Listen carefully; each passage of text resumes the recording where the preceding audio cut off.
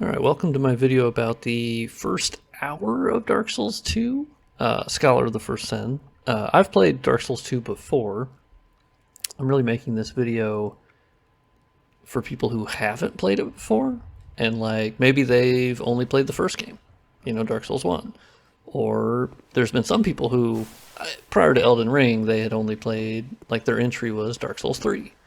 And that's where I think everyone has their own entry into the Souls universe, right? Like out of the game series, yeah, I think, like, of course, some people, their entry was Demon Souls on PS5, the remake.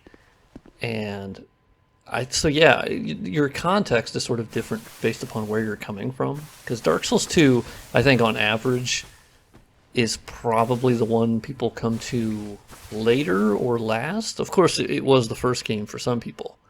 And it seems to be that Dark Souls 2 is your favorite Souls game if it was your first Souls game. For me, it was not my first. My first was... I'm actually trying to remember. Of course, I played Dark Souls 1 back on, I think, the Xbox 360. And I didn't beat it. I didn't really make it past the Taurus demon at all. I actually made the mistake of kind of hit a wall there, and I went back to Firelink Shrine, and my brother and I, we were playing it, and we just kept dying to the skeletons off the path from Firelink Shrine, because we were like, well, this is the way you have to go, and we just kept getting, like, you know, like two-shotted by them.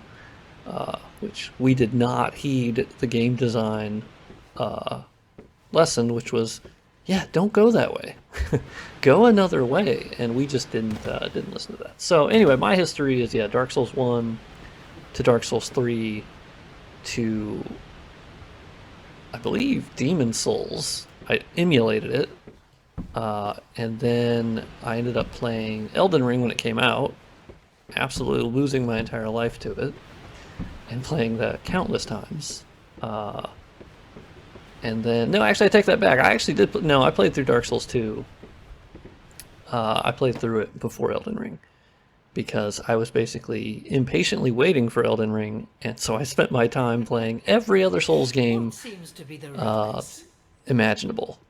And so I think currently right now I have 190 hours into Dark Souls 2.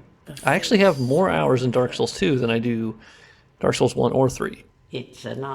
Which is weird, because I don't actually consider Dark Souls 2 my favorite of, like, the original trilogy. I think there's something special about it. And that's why I'm kind of making this video at all, is I want to give, like, a context for what is this game? And what can you expect from the different perspectives? So I'll kind of run through each one and the differences that you'll see, and depending on what game you're coming from. Or maybe you're watching this and you haven't played any Souls game. I would not recommend Dark Souls 2 as your entry, but I don't begrudge anyone if that happened to be their way. So that's kind of the first weird thing about Dark Souls 2, is that almost immediately this is a cutscene. That, like, there are cutscenes in Souls games, obviously, but this one was so quick to, like, you haven't even made your character yet. I'm just this faceless, cloaked person. It's definitely an interesting way to do it. It was definitely different than the other games. So let's call myself from soft servage. Okay, and so I think that fits. There is always a weird thing with the PC versions of these games where it doesn't really want to use the controller, so for the names. And so then you hit OK. Are you sure? Yes, I am sure. At least you know your own name. Yeah, these ladies are creepy, and here's your reward. You don't really have to talk to them for sharing. Well, that's not necessarily true. If you want to respec later on and redo all your upgrade points. Take a closer look. Okay, sure. Looks like a little basket-looking idol. Think back, deep into your past. Yes, it's an effigy of you. I'm gonna disagree. I don't really think that looks like me. But okay, so here's where you get to the character creator, which is actually pretty decent. I think it's on par with Dark Souls, frankly, which is really all I think it needed to do. You do have your different classes, just like the other games. I, of course, always go for usually a strength character, and I like a good amount of health. This one, I wish they would, as far as I can tell, yeah, they don't. Oh, yeah. See, I'm not a huge fan of this where like they just have the icons and then the numbers next to them, and to actually fully know what each one is, you have to hover over them. I wish they would just, like in the other Souls games. I think in the, if I remember correctly, the character creator, you can just, they just list, you know, vitality this, strength this, and the icon based thing. Not a fan. But yeah, let's go with knight. Let's go life ring. Yeah, in terms of starting items versus the other games, like in Dark Souls 1, it's really the master key that is the main one that you want to get. Elden Ring, realistically, it's the golden seed that lets you have more flasks. That seems to be the only one that is worth getting. I mean, there's that one talisman that boosts your overall health, but eh. And so in this game, it's I'm not even sure in Dark Souls 3. I can't remember what the starting item even is there. I don't. I think there's a ring as well that sort of boosts your health a little bit, but like none of this is anything worthwhile. A lot of these are just one-time use things that you'll also get multiples of, many multiples of, and so just picking one. So the life ring, it's like, okay, that's versus nothing. Well, sure. I'm not going to spend any time on body or face because it doesn't really matter. Not to mention when your guy dies, he becomes hollow and he looks ugly as hell. Just an absolute All walking people raisin. So come this is definitely the here game for where the the hollows same look the reason. absolute ugliest. To break the curse. Okay, break the You're curse. no Right. different, I should think. I will say you guys should definitely look up the. I did skip past the Doesn't stand a intro chance. cutscene. Well, you never know. Doesn't really tell you much about the story, really, but it is actually really cool. I think they did a really good job with that. The sad part is you see that cutscene and you're like, man, that looks awesome. Or trailer, essentially. And then you get into the game and you're like, oh, And trot along. so to this the is what it gate. looks like. Okay. But remember, Which actually brings me to my first thing that's hold sort on of, to your souls. depending on which Souls game you're coming from, They're all but gonna let's say keep it was in you order. from going hollow. that if you're coming from Dark Souls 1, Oh, I'll fool you no you would longer. expect it to be an evolution You of lose your souls what that game looked like and how All that of game them. functioned and sort of the game Over feel. and over. And that's where that's the first time you notice that it feels different. Okay, I'm gonna skip past this. They're just weirdly laughing at me for a little while. But yeah, you'll notice in this game that very quickly it doesn't look terrible, but it does look different. It doesn't really match the aesthetic as much of a Dark Souls 1 or Demon Souls. And then when you come down to how it plays, the reason for the weird feel is that it is made with a different graphics engine. Or game engine, I should say.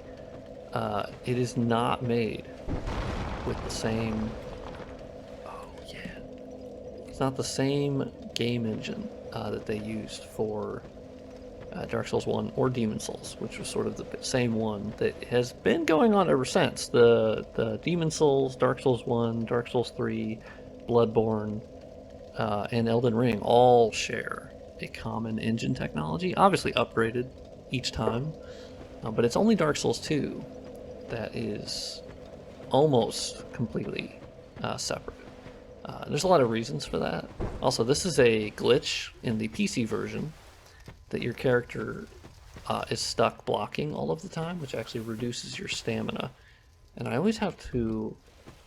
yeah, okay, so this one I remembered. You have to hit M on the keyboard to fix that. It's really stupid. Did I like that bonfire? I probably didn't like that bonfire. No, I guess I did. But big difference in this game is that bonfires, you don't have to sit at them to get the benefit of lighting them. Dark Souls 1, it was bonfire lit, bonfire set. This game also added a torch mechanic that you could light from the bonfire. You could light from these actual like torches that you're lighting. Okay, so let's quickly go through this. I want to get to the actual Majula. But you have your fog walls. Love to see it. I'm going to keep my torch lit, as I do have to credit this game for actually, at least on PC, I think the Scholar of the First Sin version, which is the only version to play, I think it actually looks quite good overall. Like the way that this lighting, the ambient occlusion, the depth of field, it actually, with what it has, I think it does the most with like the base assets. But the thing you're going to notice, well, only when you play it, not watching me play it, is that the way that it feels to run around and the animations look weird. So it's not really rumor, it's that I've heard that they motion capped or did mocap for the animations in this game, which you would assume, well, that's going to be great, right? No, it actually ended up kind of looking weird, and it feels kind of stilted. And I end up preferring the animations in every other Souls game. And I think the biggest detriment of this game is the combat. It feels sort of crusty and weird, and every time you hit an enemy, you get this weird, like, metallic clink sound, which, like, if you're hitting armor, well, that makes sense, but they seemingly do it on most every enemy, to varying degrees. But there's also essentially no impact or feel when you're hitting an enemy, or sort of a visual cue that that's happening or that they're being hit. And so that's what's so sort of mystifying about it, is that the actual like combat feel, of course this is subjective, but I would argue that Demon Souls actually had really great combat. It felt good to parry attacks, to, two-hand attack people, to backstab. Backstabs were amazing. And it's just the minute-to-minute sort of feel and how it feels to roll and attack. And this Dark Souls 2 just has a really weird feel to it. And it's one that you essentially just have to get used to. Okay. Well, that was bound to happen. Okay. That is something you learn quick in Dark Souls 2, that the main boss of the game is the environment. To be fair, that one was completely my fault. That's actually not the game's fault. The real time when it becomes the environment that's like the main boss is in, ironically, boss fights, where the bosses themselves are not difficult. But the actual, they'll have some ridiculous holes, and the run up to the fights can be just absolutely dreadful. Okay, so we'll skip past this. And I ended up dying an absolute crap ton on like some of the big enemies, like old Iron King or Demon King. It's a shame the boss fights were forgettable in the base game of Dark Souls 2. The DLCs improved quite a bit, and certainly in terms of their complexity, just overall difficulty, and boss design. The DLCs were just so much harder than the base game. It was pretty jarring, really. And so, depending on where you're coming in from the Souls world, Souls game series, the big question is, why is Dark Souls 2 sort of the seen as the black sheep of the family? By not everybody, but generally, I would just, from what I've seen, it's definitely a majority of the Souls world that consider it the weakest entry. And I think those are fair criticisms. It's mainly that Miyazaki was not really involved. It's said that he oversaw it, which I think is sort of like an air quotes, like, yeah, okay. But realistically, from I think all the reports that we have and sort of insight Are people, you it's that it just the next monarch, he was busy making Bloodborne. or That's the merely a key pawn thing. of fate? He didn't want to make another Dark Souls. Bearer of the curse, He was pretty happy with what Dark Souls I will was. remain by your side. And so Bloodborne was till more this interesting to frail him. hope And shatters. so the studio was like, hey, Dark Souls Take did this really with well. you. Because if you'll May it remember, ease your Demon journey. Souls was not a hit. It Go was on a and see. He who made PS3 Drang like exclusive. what it once was. And it He who didn't, peered king. you know, whenever it was first, they were kind of shipping or shopping it around, you know, who was going to publish it for America? Well, presumably, it would have been Sony, because Sony published it in Japan, I believe. And in America, they were like, nah, I don't think this game seems kind of clunky. It's too difficult. I just don't think anyone's going to really care.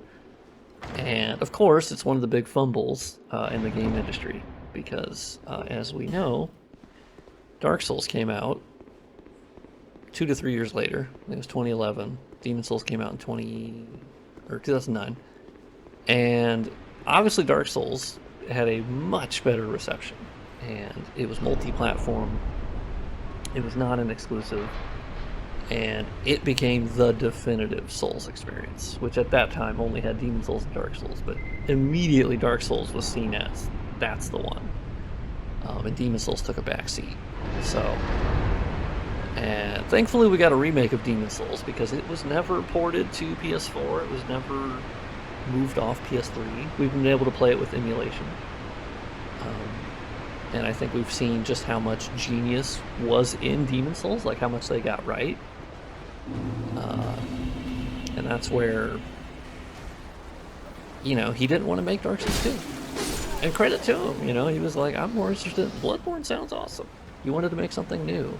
And Bloodborne is considered by many to be the best. Even above Elden Ring. I don't agree with that, but I totally respect people that think it's better than Elden Ring. I think it does have just a ridiculously strong atmosphere and lore, and I love the combat style of Bloodborne. Personally, I've not beaten Bloodborne yet, and that's mainly down to it being locked on PS4. And specifically, never updated, which is the true crime of the gaming industry. The century. Was that Sony's just been like, whatever. We're not going to update it for... Like, they didn't even update it for PS4 Pro, which is crazy to me. That, you know, Bloodborne comes out in, I think it was 2015. PS4 Pro was not far beyond that. It was like a year later. And it just never got a patch. And it's been stuck at sub 1080p, realistically. 30 FPS, sub 30 FPS, honestly. PS4 Pro and PS5 have fixed that, so it does run at a stable 30 on those consoles. But it's just a real shame. Like, that's the one that needs to be updated. We have a 60 FPS patch for Bloodborne, but it is only on a essentially a jailbroken PS4, which those can only happen if they're before a certain OS version. So if you have two up to date of a PS4, it won't work. And PS4 Pro is actually the one you prefer to do it on, because the PS4 Pro is more powerful, you can actually get a decent 60 FPS experience, and it also lowers the resolution down to like 7. Okay, bud. It does lower the resolution down to 7.8. But that is one way to play it. But anyway, the general point being that Miyazaki wanted to do something new. And he did. And Bloodborne, obviously, was way better received than Dark Souls. Well, so that's the thing. Okay, let me back up on that one. I know it's very confusing. I'm all over the place. So Dark Souls 2 got really good reviews when it came out. And to be fair, I don't think it's a bad game. I have 190 hours into it, soon to be 191. So obviously, I don't think it's a bad game. I just don't think it's necessarily a good Souls game compared to the other options that we obviously have, but in a vacuum, sure. But when you look at the other Souls games, yeah, it's easy to go, okay, they missed the mark on some of these. And I will be going down the list of everything that I think it definitely does worse than other Souls games, but I do want to highlight the things I think it did better, and should get credit for, and some things that have lived on to Elden Ring, to be totally fair to Dark Souls 2. Alright, let me kill this guy. Yeah. Ooh, I could have lit that with it. Okay, I'm not going to blow that. Whoop, stamina.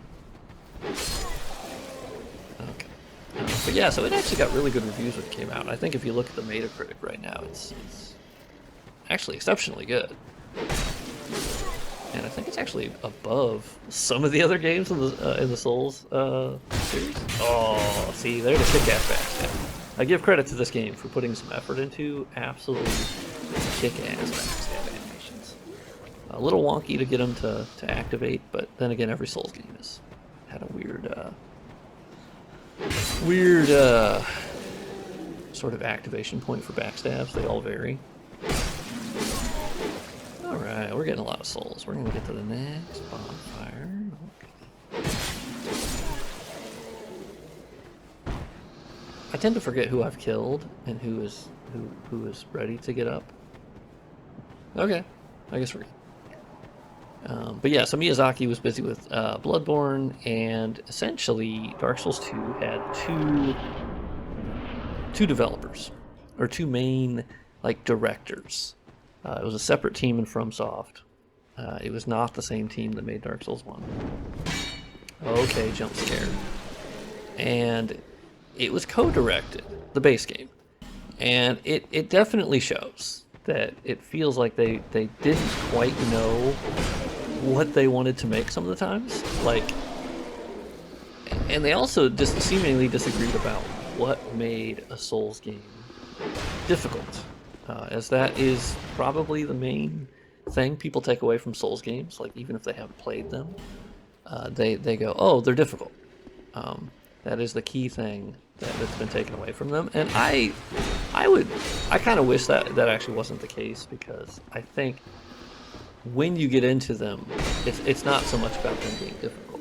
It's about persevering, but you also realize that the more and more that you play them, you find out they're not difficult, and maybe that's just doing something more often to get better at it. But genuinely, I don't think they're that difficult. It's simply learning what the game design is trying to tell you, which is if you're dying to something, go somewhere else, or if you get the clue that, oh, I shouldn't be going that way yet, or I can, but it's going to be more difficult, or should I learn that, okay, I should go upgrade my armor, or, well, I should probably get more flasks, or I should make my flasks more powerful, or I can go farm these enemies if I want, and to be honest, farming is not required. Some people say it is, but it's absolutely not if you play the game. Okay, oh, hold on. Oh, thank God, his aim is bad. He's got real... No Brett Favre over there. He is a weak arm. Okay. Okay, hold on. But anyway, so yeah, Dark Souls 2 comes out. Among reviewers, it gets pretty good reviews. Among the actual Souls community themselves, it was far more mixed. From what I've heard. To be fair, I'm ashamed a bit that I missed the era of all this happening. I was not a Souls boy at that point. I was playing Halo or World of Warcraft or Mass Effect. I was playing a lot of other games. I just wasn't into Souls games. I missed out on that experience. Ooh, oh, shiny. Okay, I'm going back for that. And so basically, it was a little mixed. People just couldn't, and then the ending was kind of weird to the game and felt a little rushed. And what ended up happening is, and this is sort of really unprecedented in the series thus far, or since then, there was the base game, Dark Souls 2, and then later they released Scholar of the First Sin, which ended up getting a PS4 release, an Xbox One release. And that makes sense, but it also got vast changes to enemy placement, bonfire placement. It added, it added an extra boss. It fleshed out a little bit of the ending, which all sounded like good things generally, depending on how you view the original Dark Souls 2. I've only played the Scholar of the First Sin version. I have seen playthroughs of the original, so I have seen some of the differences and the pacing. Okay, they all laugh at you and chuckle, and that is classic.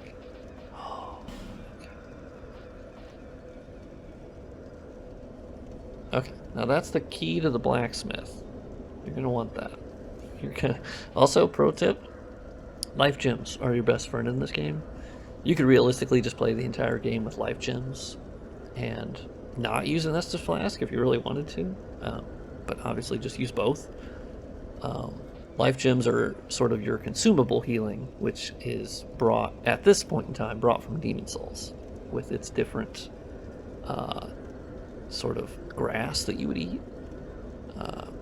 And that was the only healing.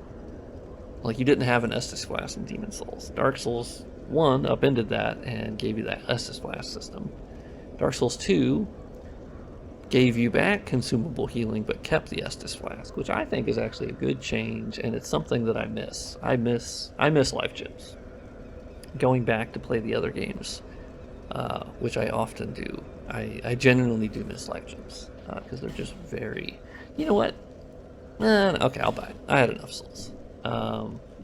Yeah, I just really miss the life gems. There's a mod for Dark Souls 3. It's the Cinders mod.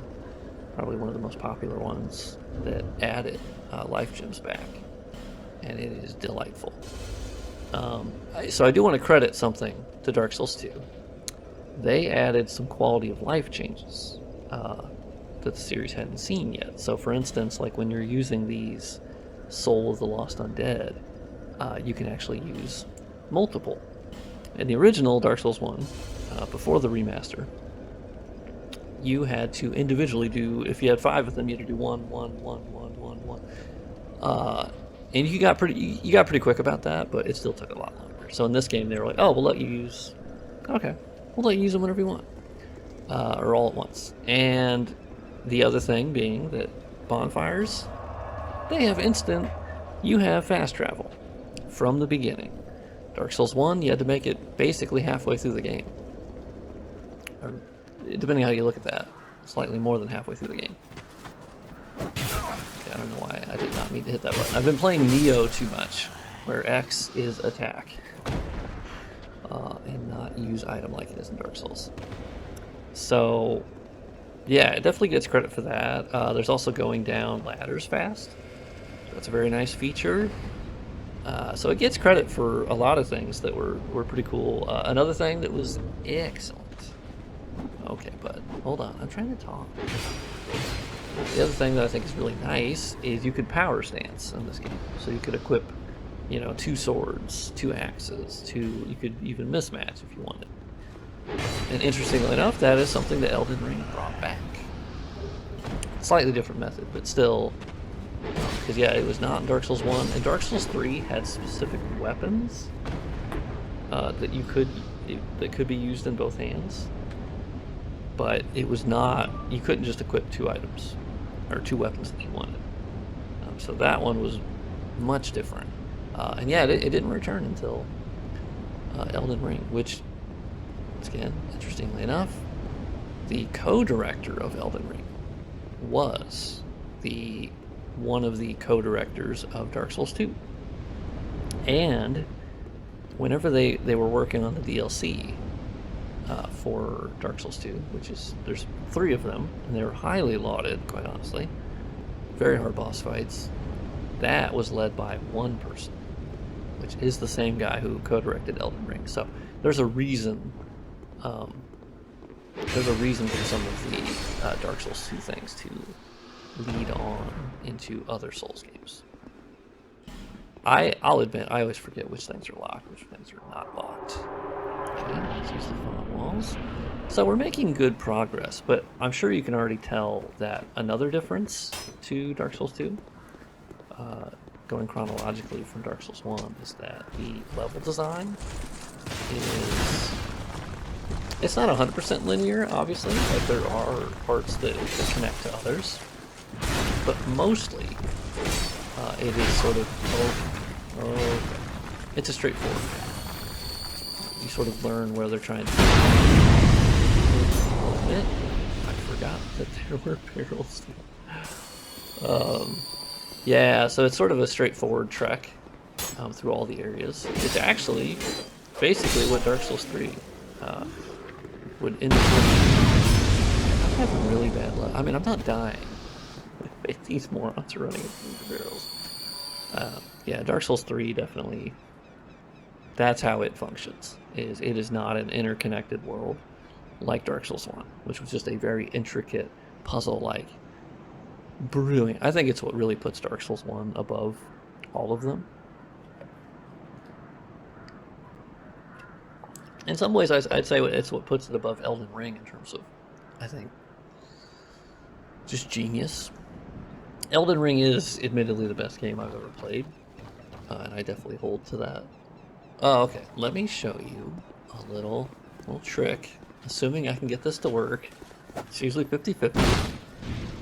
If you get this bomb guy to throw a bomb at you correctly... God, his aim is absolutely terrible. Oh, come on. Homie. Oh, come on, dude. First of all, it's really weird that sometimes when an enemy attacks a barrel, it will explode. But not all the time. Like we just saw it earlier where they just ran and hit something and it blew up. But this time he hit it with his spear and nothing happened. So little unusual. Okay, let's climb. I like that guy. So basically, yeah, if he had thrown... Okay, Pursuer. This is where he shows up first, which I do like that you encounter this and you're like, what the hell? Which for me, I usually just go, I'm gonna pick up stuff first. Hey, Pursuer. Wait, did that actually hurt him? Ooh, that's just my shirt. I'm gonna try fighting him just for like. Okay, well, this is good. Oh man, I don't even have my Estus Flask on my bar yet. I forgot they don't auto add it. Okay, well that. Oh, I got 3,300. Okay, I'm gonna get that back.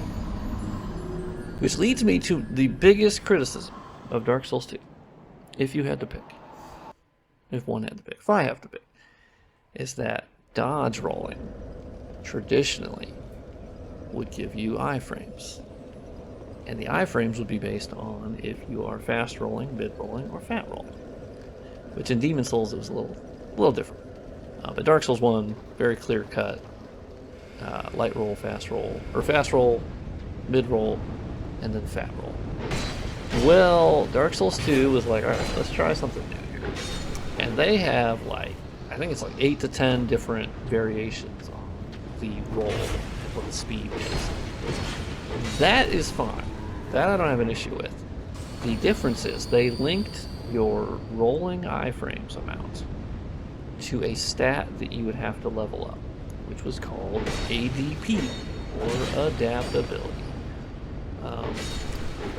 It's a choice, and it's not one I like, because you have to dump levels into a stat that obviously in other games you didn't have to do. And it just feels like it was a given before, and they made it into, hey, now you need to go level more stuff than you had to before. But to be fair, levels come a lot easier in Dark Souls 2, a lot quicker. So you do have more levels to waste on adaptability. I wouldn't say waste, because you can play the whole game without leveling it up, but it is significantly harder than the other games, especially coming from the other games. But once again, that's why, if you play Dark Souls 2 as your first Souls game... Oh my gosh, that was clutch. That was clutch. Okay, I need those souls back. Oh no. Oh no. Okay, I'm gonna spin move this guy. Oh, okay. His friend came. Okay, this is a mess. Trying to explain things while you're running away from enemies. Yeah, not as easy. Not as easy as that. Alright. Missiles. Okay.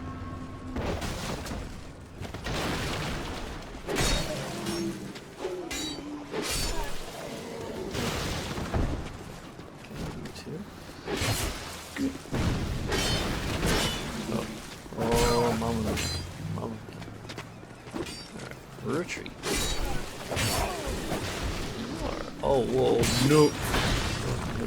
This is very bad.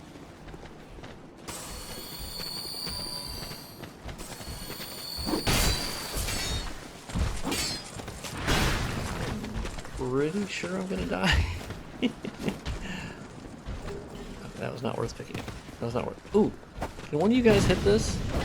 Oh, see?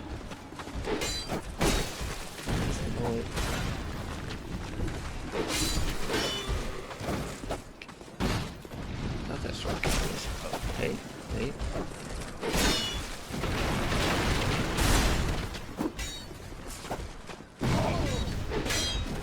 Okay, we're making progress here, but big guy is definitely cramping my style. Let me get him into an attack.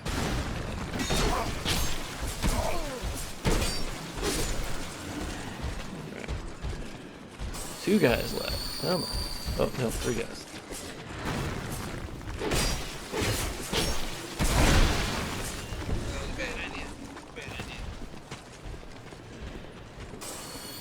This is going yeah, the spear guys are not me favorite. Let's see if they can follow me. Okay, last words. Oh no. Oh no. Oh no.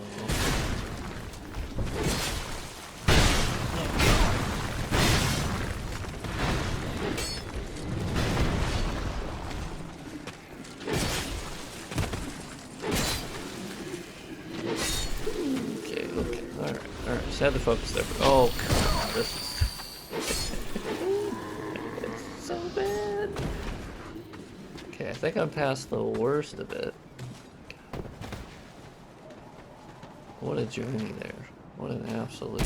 Okay. Hey. I have a homered bone.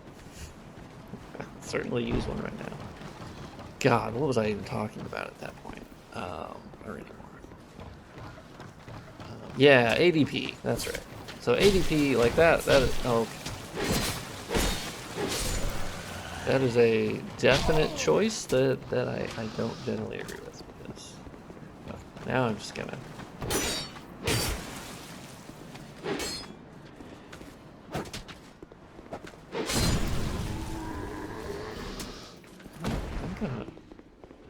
I'm gonna go spend my souls by going right back up this ladder. But yeah, ADP I just didn't care for. I basically just like that's the first recommendation that they have in the Dark Souls 2 subreddit, where they're like, hey, you should use ADP. Just level that up. And then they kind of tell you the stat level to get it to for it to be sort of equivalent to Dark Souls 1, which is what a lot of people were sort of looking to do, right?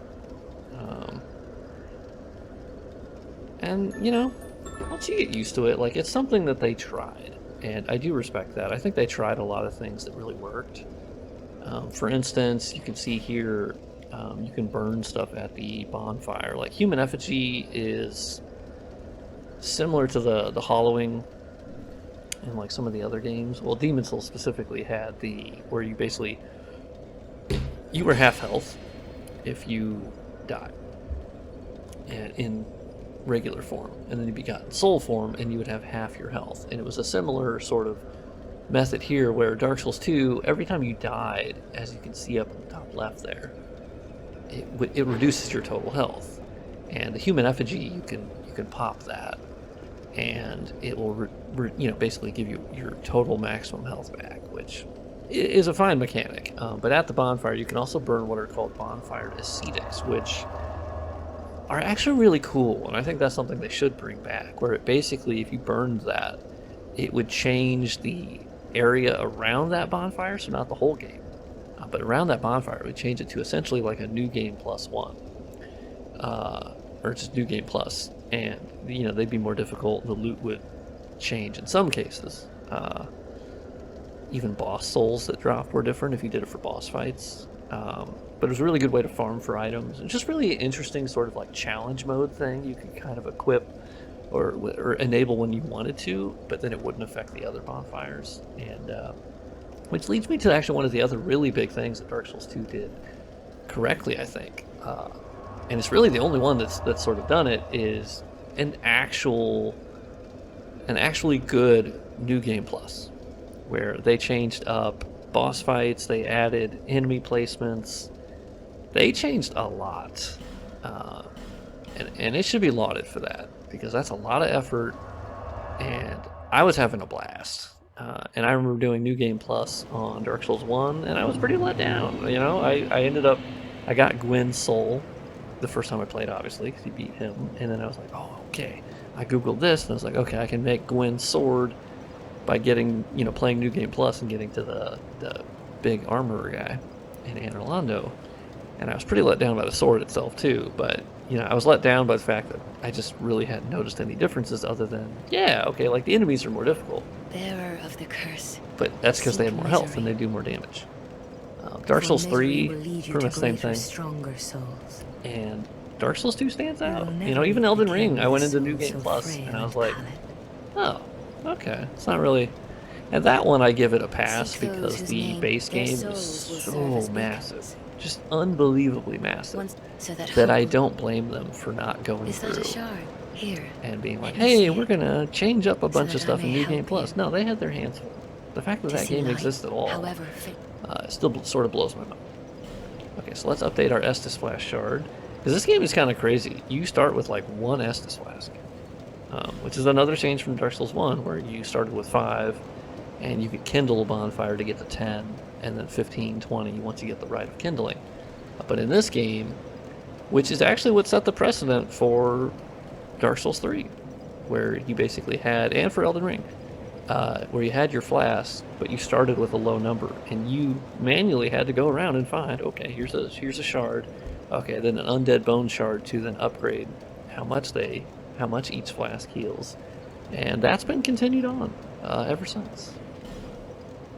The thing I don't like about this that is also continued on Dark Souls 3 is the healing, or the leveling up. You have to go back to the hub world, and she can let you level up. I definitely prefer the level up at any bonfire approach, which is how they do it in Elden Ring. Much prefer that. And Dark Souls 1, that was in that game. So I'm going to go all Vigor, but as you'll see, here's ADP. You'll see when you raise it, it raises your agility. And so if you get your agility to 100, or AGL, I guess, that will be nearly equivalent to Dark Souls 1 high frame amount. And then you can sort of keep it there. But let me level up a bit. I did buy the blacksmith key. As you'll see, homeboy over here looks a little sad. Who are you? Yes, No, it doesn't my matter. name is From Soft Serve. Just help me open. I If you would cool it just for a second. I'm a bring me light. I'm a black. Bring me light. Wait. Hold on. Did I not buy the key? Oh my. I guess I didn't buy the key, evidently. Well, while we're here, there are some items to be... Ooh, okay, so that's going to let me have the 1,000 to apparently go buy the key that I thought I did. Brain fog. Or soul's brain. So let's get this. Ooh, love a life gem. And let's go. Oh, alright. So this, with the well, and sort of like hitting the stone to to raise up the like bucket and get the items. That is super used in Neo 2. Ridiculously. It's like on every level. There's even like 2 or 3 of them sometimes. There's a Souls-like that I'll have a video about Neo and Neo 2 separately. I mean, they're pretty similar, but I think I'll do an hour-long video on each one of those. Okay, so let's evidently travel to what's-her-face back in this room, because I need the key to the blacksmith. I don't think I actually have any shards, or what do I call them, shards, to upgrade my weapon. And currently I really, it's not really required to upgrade your weapon just yet, because as you can see I'm killing them pretty easily. Yeah.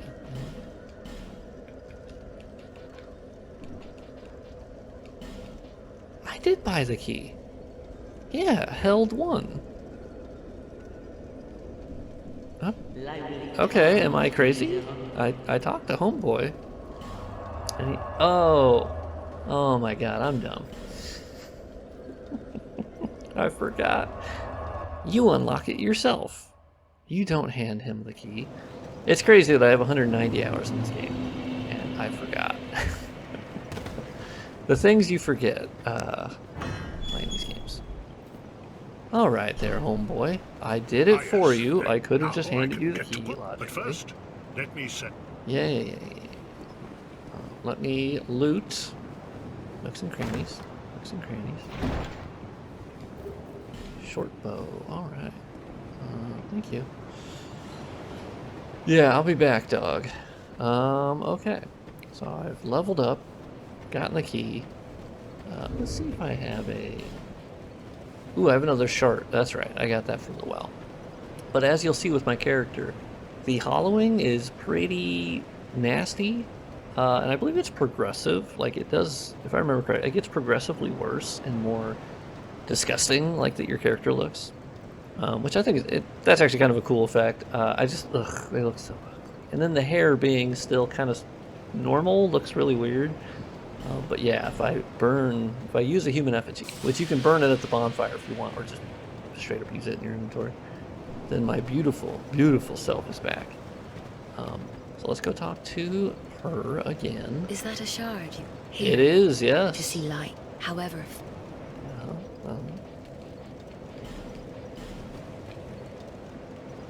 Okay, so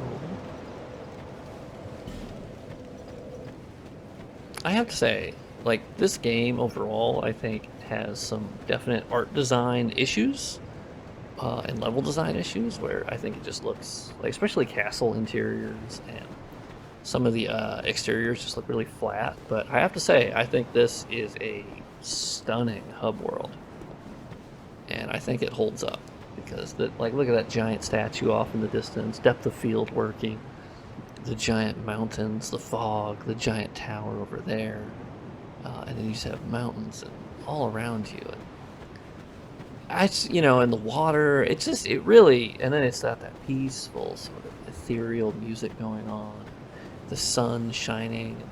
It's just really, really special.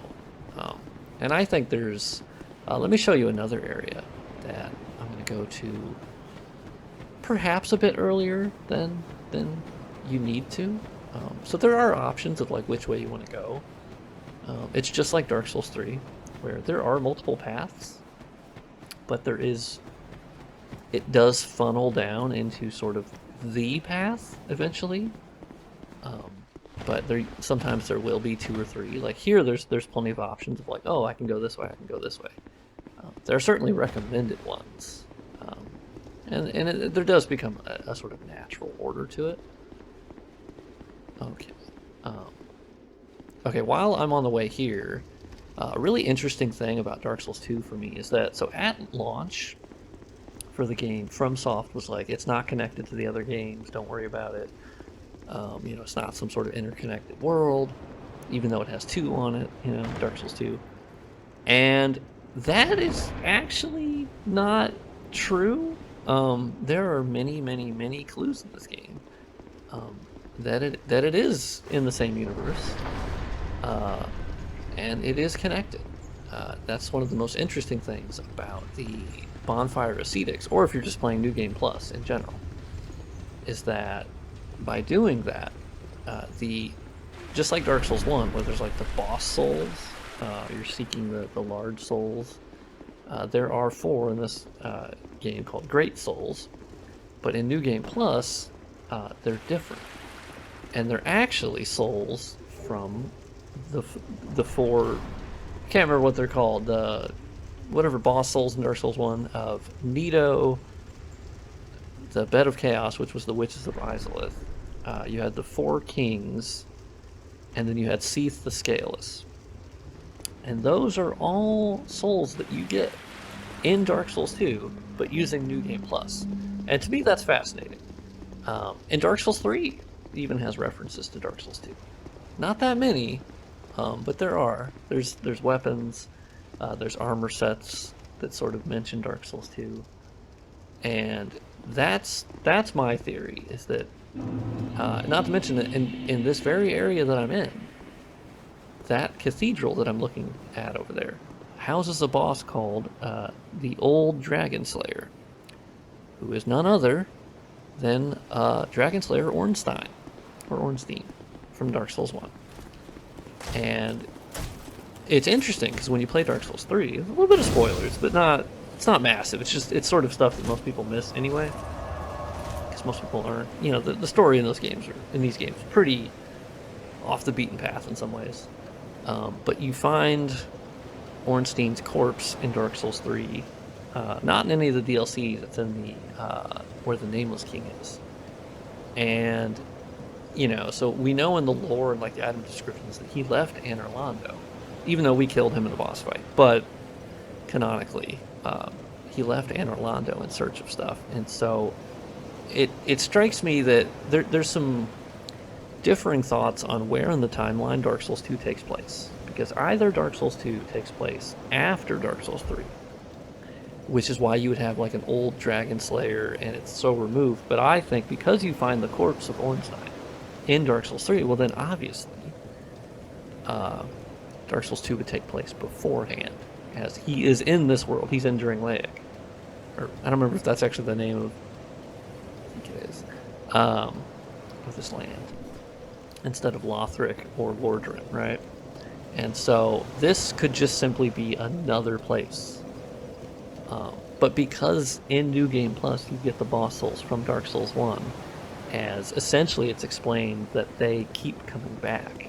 Their look is different, but those initial souls continue, and it keeps reoccurring, which is the common theme of Souls games, where it happens over and over again. So at the end of Dark Souls 3, which turn off this video if you don't want any sort of story spoilers for Dark Souls 3, although it's not, it's not like they wrote this out in the Bible or something, so it could be wrong, because they like to keep it a little enigmatic. But at the end of Dark Souls 3, it's essentially the end of all time and space. Everything is collapsing in on itself, sort of like a dying star. I think it's fairly clear at this point that all 3 games are in the same series. This guy always gets me like the first time.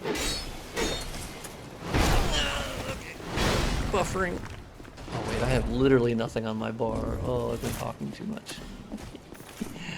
Okay, little gripe on the game. I wish when you would run out of life gems, it wouldn't just straight up take them off your bar completely. As like, I still want to use it when I get more later, and I don't want to have to keep putting it back in the bar. Oh, there we go. We got some. Probably shouldn't. Oh my god, my stamina is pretty bad right now.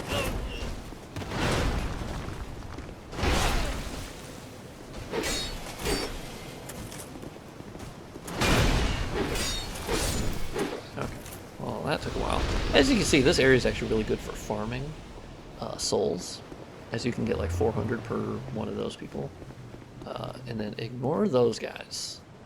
Just ignore those guys for now, because they don't care about you. Later on, they're gonna fuck you up. I don't like their attack styles. But yeah, so that's the fascinating thing I love about Dark Souls 2 is that it does actually connect. I'm not entirely sure why they downplayed that. Maybe they just wanted it to be a surprise for players. But it certainly is in the same universe. And there's some really interesting lore connections I haven't mentioned that I've simply forgotten, but there's quite a few of them. Havel is in this game. Like, there's definitely characters from Dark Souls 1 you're gonna see. Okay, but homie, alright, more life gem up. Yeah, the enemy's AI is a little funky, but that's not really new to the Souls world. Like, we're pretty used to some buggy enemy tracking and leashing. So that I don't blame Dark Souls 2 for specifically. Dark Souls 2 does get blamed for wonky hitboxes.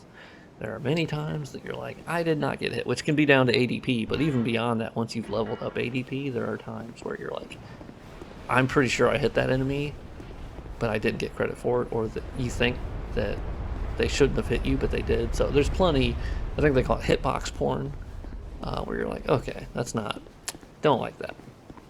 But as you can see, I think this area is also gorgeous.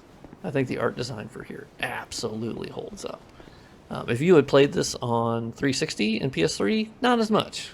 It looks a little rough, but on PC, they did this is a pretty good PC port, honestly, because DS1 absolutely shit the bed with their original PC port. Modders had to fix that, and after they fixed it, it was great, but it was rough. But Dark Souls 2, like, if I go into the settings here, you actually have a lot of settings for. Like, you can see your texture, shadows, effects, anti-aliasing, motion blur, camera motion blur, anisotropic filtering, SSAO, depth of field, water surface quality, high quality character rendering, model quality. Like, those are a lot of options. The first, the Prepare to Die edition of DS1, nah. It had some of those, but boy, it was, like, initially it was infamously locked at like 720p 30 FPS. And modders came to the rescue and undid all of the crap. And so I do get where people are a little miffed on Dark Souls Remastered. I think came out in 2018, I'm gonna say, and it basically offered a version that is as good as Prepare to Die in many ways once it was patched. It offers some quality of life changes and other things, but most all of those were done by modders for free for the Prepare to Die edition. I first played the remaster. That was my entry to Dark Souls. For beating it, at least, I had played the one on 360. But on PC, I had only ever played the remaster. And it's only recently that I actually went back. And I did actually finish an entire game, just the base game, of Prepare to Die. I wanted to say that I at least did it and see if there were any big differences, which there were not. I do think some of the armor looked better. Some of the areas actually look better. So the remaster is sort of odd, yeah, because the animation differences. It's certainly a little strange. Okay, homies. Yeah, normally I end up getting them all attacking me at once, which whoop. 10 out of 10. Okay, buddy. So there's definitely, so I'm getting close to the hour here. I'll probably, I might go over and cut it down. Because that's the thing about Dark Souls 2, like, I can shit on it for certain areas, but I love playing it. And it's still the one I've played the most, which is the ultimate testament to me. No matter what I say of nitpicks, I've played the most of it. And it's not because I'm hate playing it, although there are some levels that are just absolute, just the worst. And, like, beyond the bad areas that we would see, like Poison Swamps and things, Dark Souls 1, 3, Demon Souls, they also had some levels that were just absolutely terrible. And terrible as in, I don't mean like they were designed horribly, I just mean they were meant to be just really just a struggle. And so I enjoyed the challenge, but there was some where it was like, okay, I'm getting poisoned all the time. Like Blighttown is obviously that in Dark Souls 1. I've gotten used to Blighttown now, where it's not that big of a deal, but in my first amount of playthroughs, yeah, Blighttown was like, oh my god. Once I found the back way into Blighttown, and I just ended up using that every time. So much easier. Okay, so here's a situation where we actually have to kill this guy, and he is no pushover, and I also absolutely... Oh my god, okay, so I don't want to aggro that guy yet, because I don't want that smoke yet. One-on-one, no big deal. But this guy's the real tough guy. Those big guys, like, I don't care about those. Oh, I thought I was going to engage a backstab. Okay. These guys, their attack speed, like, they'll do an attack. Yeah, see, that's the one where it literally has, like, 2 frames of animation, and then it's just boom. Out of nowhere. They absolutely just fuck up your life. Yeah. See, they have some real attack speed things. Where it's like, oh my gosh, it just doesn't... and then they have a slow one. So they were sort of like the original, you know, like in Elden Ring, the big part of difficulty in that game is the hesitation that the attacks have. And these guys are sort of like the earliest, not the earliest version, DS1 had some of that, but, and the DLC. But here they really play it up on those enemies where it's just hard to know exactly what they're going to do. All right, now this ring here is one of the best rings in the entire game. This early on, but the Ring of Binding, which we will read that item description real quick. I should scroll the other way. So it limits HP reduction when hollow. Alas, this ring will not make you human. What is lost is not easily retrieved. But basically, instead of my health consistently going down, the maximum every time I die, this will limit it to at least 75%. And it really means that, like, if you didn't want to use any human effigies, except for like tough boss battles or whatever, I never equipped the life ring. Then realistically you wouldn't need to, because if you have enough health, like you've leveled up your health enough, and you have the Ring of Binding, well then you're fine. You could realistically just go through the entire game. Now, of course, there's people good enough to just go through the entire game with 50% health. Yeah, that wasn't me. Okay, but...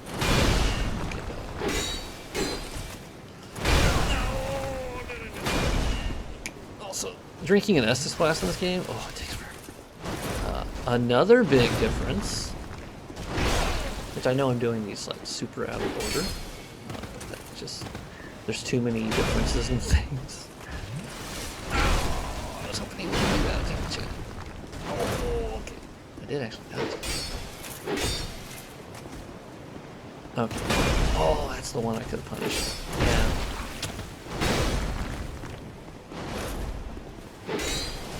Got it. So the Estus Flask in this game heals over time. It's pretty quick. Like, it's much quicker than life gems, obviously.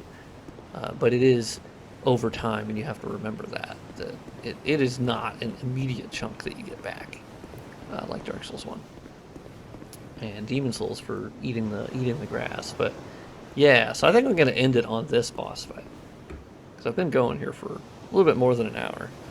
But let's see if I can one-shot this. Let's just make sure well, I have no Estus Flask, so that seems like a bad idea.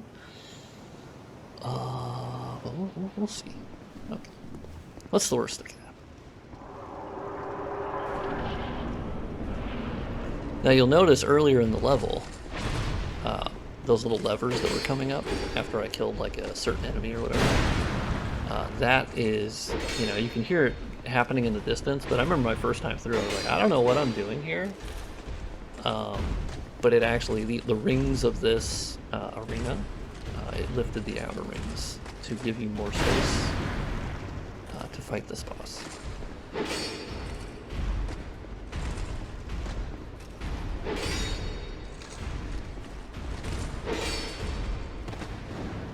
This to me is sort of like, this boss is the one that there's another one that's technically earlier on, depending on where you go first. But I think this boss is emblematic of the boss design of the base Dark Souls 2, where the moveset, yeah, it's not super varied. It's telegraphed really easily. They're really slow,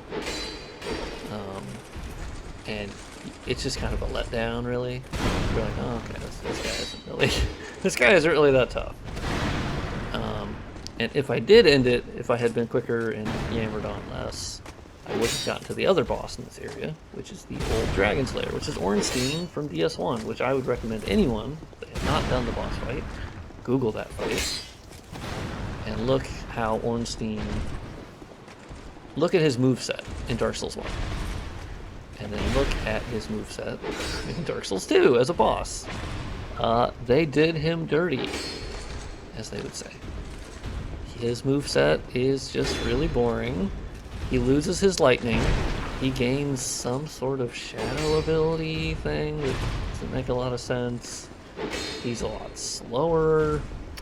He does less damage. Like, I get that he's old in whatever time period this takes place in, you know? Okay, well, I took that hit. Hey. Easy peasy, lemon squeezy. But yeah, they did him dirty. But yeah, so this is emblematic of... It's honestly going to be most likely your experience with a lot of the base Dark Souls 2 bosses. They're not that hard. You do see a dragon over there. Pretty cool. They're just not that hard. Bit of a letdown, and you kind of go, well, okay, that was boring. But it's the areas in between that will certainly kill you many more times. If not like a 10 to 1, 20 to 1 ratio, you'll die trying to get to places. And that's kind of the other gripe of Dark Souls 2 is that it seems like they learned in many places the wrong things from Dark Souls 1, which was it should be tough, right? And in Dark Souls 2, their version of difficulty is commonly, yeah, but what if there's more? What if there's more enemies? You know, you'll have triple boss fights, which is not to say that hasn't been done since, Elden Ring has some. And there's, Ornstein and Smaug is considered like that's a two-person fight back with the first one. But the way they did it, I thought was intelligent, and it made sense. One was big and slow, one was smaller and faster, right? And in Dark Souls 2, a lot of it is just, yeah, well, okay, so the boss is boring. Like the one I just fought. There's an encounter later where it's two of them. Because they went, okay, well, we're not going to make the boss more interesting. We're just going to add a second one. That'll up the difficulty, which it did. It just made it annoying. And then there's the Ruin Sentinels, which you can realistically just skip, which I didn't learn about until later, where there's 3 of them, which is just positively dreadful. And that is just, honestly, and it really comes down to even like base enemy placement, where no matter if it's the base game or Scholar of the First Sin, in terms of which version, not DLC, but the base experience, even with the different enemy placements, there's still a lot of rooms are just gank rooms. And it's not to say Dark Souls 1 didn't have that, or Dark Souls 3, but the amount of times that Dark Souls 2 relied on gank rooms and just trying to shit all over the player, I thought was a bit much. And I was kind of like, okay, the difficulty feels artificial here because you're just making it towards like, okay, almost it becomes like down to RNG as to how many enemies fall off, or do you get lucky with the hitboxes, or do you get lucky with do they aggro, do they not aggro, and it didn't feel like it was skill based, where Dark Souls 1 was much more focused on that, and I felt like did a much better job of making it feel like you accomplished something, you were skilled, the way that you approached a difficult area was rewarded versus it feeling somewhat random. And so that's kind of what I wanted this video to be. It's not just me. I hope it didn't come off as me shitting on Dark Souls 2 for an hour. I hope it came through that I do enjoy this game. I'd venture to say I love this game. I don't think I'm not clinically insane to put 190 hours into a game I don't love. I think this game is a flawed, not masterpiece, it is a flawed gem, I think is how I put it. It has a lot of problems. We know it had a tough development. We know that it originally at the outset was supposed to be like more of an open world kind of thing, not like full open world, but seemingly semi-open world. And that did not happen. They ended up cutting a lot of stuff, and it does feel like they essentially they cut a ton of stuff and connected the areas in sort of narrow ways, and that's how it sort of ended up being as linear as it is, and that shows. It does feel like many times like just very unconnected areas that are different, but you're kind of like, okay, I don't really get how this all connects, and in a lot of ways it just doesn't, you know. But I honestly I think they did some really brilliant things in Dark Souls 2 that stick with me, and I think that's why they continued on past the game, and I think that's why there's a passionate base of people out there that are, you know, defenders of Dark Souls 2. I do think they sometimes go too far.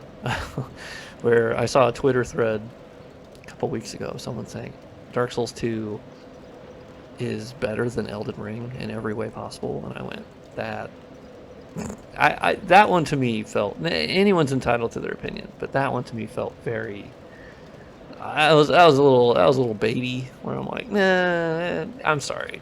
On a technical level, on a level design level, I hate saying that, combat, visuals, just everything.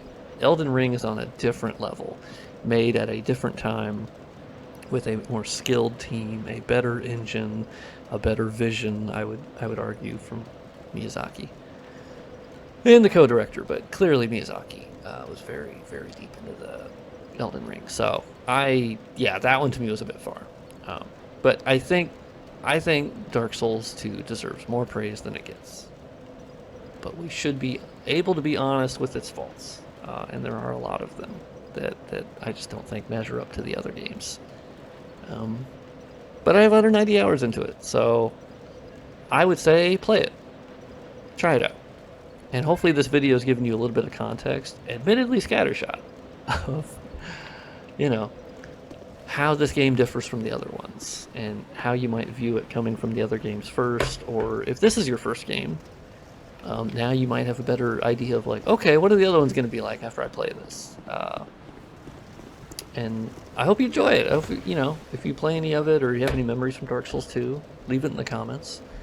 I'd love to talk about it, because I have a lot of memories from Dark Souls 2 that I really enjoy. Just the series in general. If you want to talk about anything, put some comments in there for, not the Soul series. But I'll see you next time. I think next one I might do is like Dark Souls 3, the first hour of that, or maybe I'll do Dark Souls 1. I've already done the full Dark Souls 1 playthrough that's on the channel. Trying to find a format that I generally enjoy. But anyway, enough talking. See you next time. This has been From Soft Serve. Cheers.